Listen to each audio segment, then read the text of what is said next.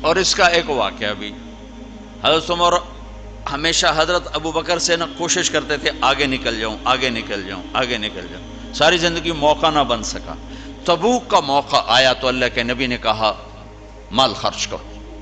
عثمان رضی اللہ تعالیٰ نے 10,000 لشکر کا سارا سامان تیار کیا، ان کی سواریاں، ان کا راشن کے لیے تھیلوں کو بند کرنے کے لیے دھاگے تک اپنے گھر سے دیے، اور 300 دینار اوپر دیے۔ تو اللہ کے نبی کی جھولی میں وہ 300 دینار پڑے تھے یوں، اور آپ ان دیناروں کو اٹھا کے یوں فرما رہے تھے ما علی عثمان اللہ یعمل بعدا، عثمان آج کے بعد کچھ بھی نہ کرے تو جنت واجب ہوگی۔ تو عمر کہنے لگے آج میں ابو بکر کو کاٹ سکتا ہوں، آج میں اس سے آگے نکل سکتا ہوں کہ وہ آج کل غریب ہے، میں مالدار ہوں، تو وہ تھوڑا لائے گا میں زیادہ لاؤں گا تو میں بڑھ جاؤں گا۔ لہٰذا انہوں نے اپنے مال کا آدھا حصہ، آدھا گھر میں رکھا اور آدھا لے کر آئے۔ ابو بکر نے جھاڑو پھیر دیا، جو کچھ تھا وہ سارا سمیٹ کے لے آئے۔ جب دونوں پراپرٹی سامنے رکھی گئیں تو حضرت عمر کی بہت زیادہ نظر آ رہی، ابو بکر کی بہت تھوڑی نظر آ رہی، لہٰذا حضرت عمر بڑے اطمینان میں کھڑے کہ آج جیت خطاب کے بیٹے کی ہے۔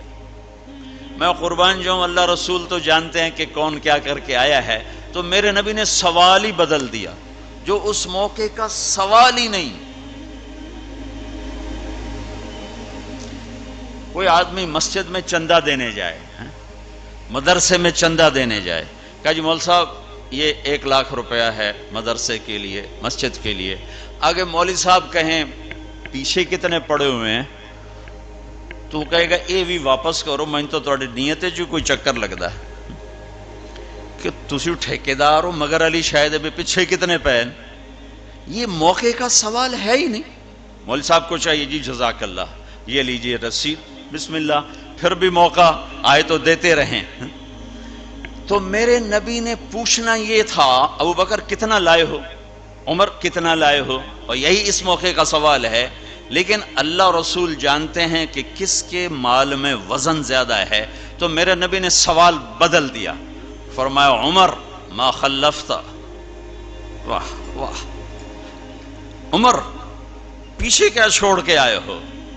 تو حضرت عمر تو وہیں دھڑم ہو گئے گا، با میں گیا، سوال سے ہی وہ پتہ چلے گا، بات میری کلی اڑ گئی وکٹ۔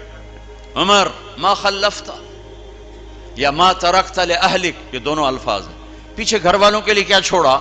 تو پہلے حضرت عمر بڑے جوش میں کھڑے تھے، پھر ایک دم ڈھیلے ہو گئے، کہنے باجی آدھا چھوڑا ہے آدھا لایا ہوں۔ پھر آپ نے کہا ابا بکر ما خلفت یا ما ترکت لأہلک، ابو بکر تو پیچھے چھوڑ کے کیا آیا، بچوں کے لیے کیا چھوڑ کے آیا؟ تو انہوں نے کہا ترکت اللہ ورسول، میں تو اللہ اس کے رسول کو چھوڑ کے آیا ہوں، باقی سب کچھ لے آیا۔ تو اس پر عمر کہنے لگے ابو بکر میں نہیں تجھ سے آگے بڑھ سکتا، کوئی بھی تجھ سے آگے نہیں بڑھ سکتا۔ اپنے کپڑے بھی دے دیے، اور ایک ٹاٹ تھا وہ پہن کر اس کو کانٹوں سے سی لیا۔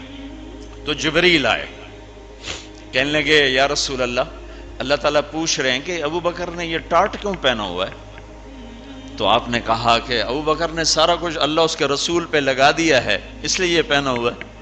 تو کہا یا رسول اللہ، اللہ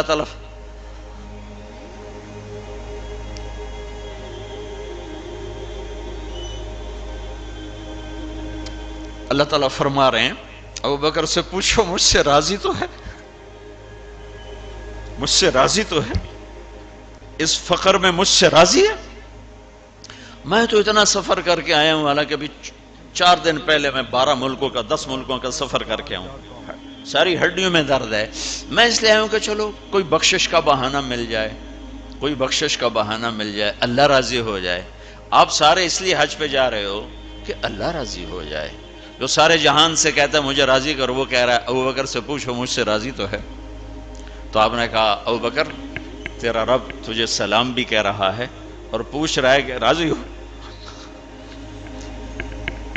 تو ابو بکر کی چیخیں نکلی، میں اپنے رب سے راضی، میں اپنے رب سے راضی، میں اپنے رب سے راضی۔ میرے بھائیو بہنوں، زندگی ایسے گزار کے مرو کہ اللہ کو ملو تو اللہ خوش ہو کے مل رہا، ایسے نہ مرو کہ اللہ کی بارگاہ میں پیش کیے جا رہے ہوں مجرم بن کر، قیدی بن کر۔